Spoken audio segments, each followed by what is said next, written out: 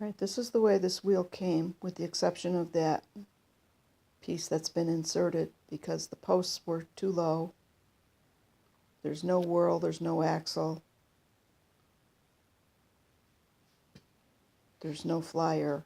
So Bob is making all those parts. Right now he has already taken the wheel completely apart, firmed up everything that was loose, and he's proceeded to build all the parts that this wheel's missing. So Bob, can you just hold that in your hand and show All right, well, here's what this is and how you made it? These are the next parts that will be going on here. This will get a pin that'll support it in there. And there will be hooks in here. This is going to be the arrangement. Pretty much how they all work.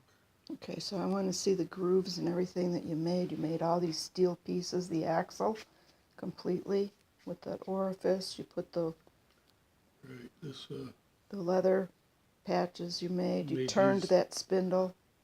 with the leather piece. And I extended this out because they had a hole right on the edge and it was broke out. And it was too close to the edge. So this is actually shorter than most standards by 3/4 of an inch. So if you turn it and you can show. And I made this. Made this. This swirl comes off. You threaded all of here, these threads. and goes on like this. You made the whole drive axle. Fans and your resistance string goes in here for The your brake. tension, braking tension. And basically, this isn't secured down yet, so I'm not going to let it go. But that's And you turned that whole orifice too. that made this part and the shaft going up through there.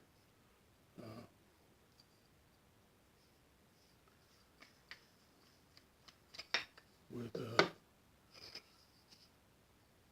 There. So he made all of these things by hand. Unbelievable. with the assistance of super glue.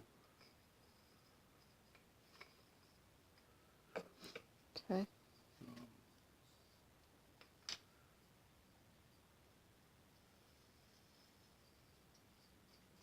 Bob's a toolmaker. And there you have it. Bob's a retired toolmaker, so he knows how to do all of these things. It's amazing.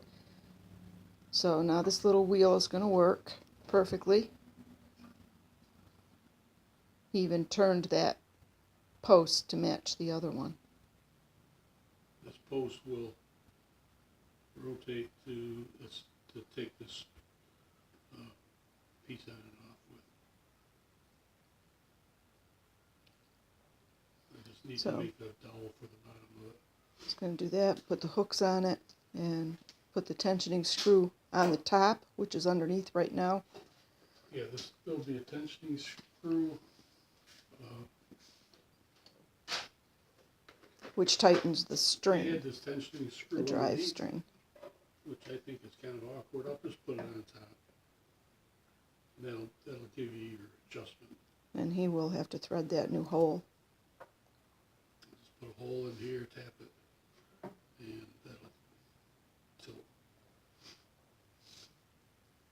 And then I need to add a couple eyelets and a band for the tension on your actual spool With a little spring. to get the resistance on this. Sort of the brake, so that it will wind on. Your yarn will wind on to that. Yeah, all Spool. these connections had a very shallow connection to them. I only went in there a little ways, about a 1/2 inch. So I had to modify all of them and put a screw, which is long, goes in about 3 inches, 2.5 inches. on all these Because it was falling damn head apart. screws. It Because appears, it's rigid as it's gonna be right now. Yeah, all these connections were improperly made. And, they just didn't cut it. So we fixed it, so, and it so smile, Bob. should be working really nice. Bob Still need to make Tatro. the foot pedal for it and the crank arm. I have the crank arm, but I need to make the foot pedal. So So I need to get a rod for there. if you have wheel problems, Yeah, we can fix them we can fix them. and make them. And I've been a spinner for 40 years, so I can spin on anything, but we like the wheels to work. So 413-442-2121. Bob's Turn and Busy Lizzie's Artistic Farm. Thanks. Over and out. Bye.